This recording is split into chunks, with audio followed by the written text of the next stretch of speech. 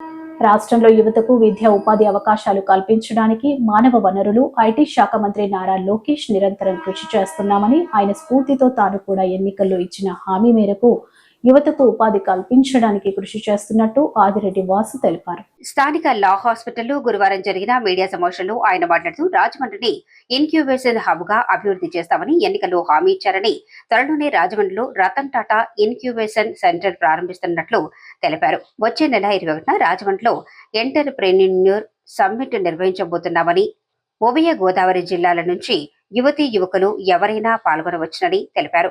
తాను ఎమ్మెల్యేగా గెలిచినప్పటి నుంచి యువతకు ఉపాధి కల్పించడానికి తన వంతు ప్రయత్నాలు చేస్తున్నట్లు వివరించారు. అమరావతి భవానీ చారిటబుల్ ట్రస్ట్ ద్వారా చేపట్టిన స్కిల్ ట్రైనింగ్ మొదటి బ్యాచ్ త్వరలోనే పూర్తవుతుందని, ఉపాధి పొందిన విద్యార్థులతో త్వరలోనే సమావేశం నిర్వహిస్తామన్నారు. డిఈఓ వాసుదేవరావు, ఆర్ఓఐ నరసింహం, ఇతర అధికారులు పాల్గొన్నారు.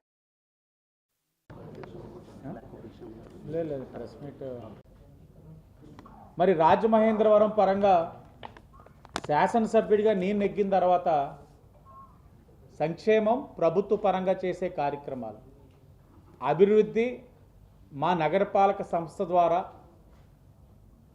నా కూటమి సభ్యుల యొక్క అభ్యర్థన మేరకు జరుగుతున్న కార్యక్రమాలు, నేనేం చేస్తున్నానన్న దానికి ఒక శాసనసభ్యుడిగా ఉదాహరణలు ABCD program, Amaravati Bhavani charitable trust ద్వారా స్కిల్ డెవలప్మెంట్ ఏదైతే ఇస్తా ఉన్నామో ప్రతి 4 నెలలకు ఒకసారి ఒక బ్యాచ్ తీసుకుంటున్నాం. మొన్న బ్యాచ్ 43 మందికి గాను 20 మంది పైన ప్రయాణం తక్కువ 2 lakhs నుంచి 6 lakhs హైయెస్ట్ వరకు వచ్చి ఉన్నాయి.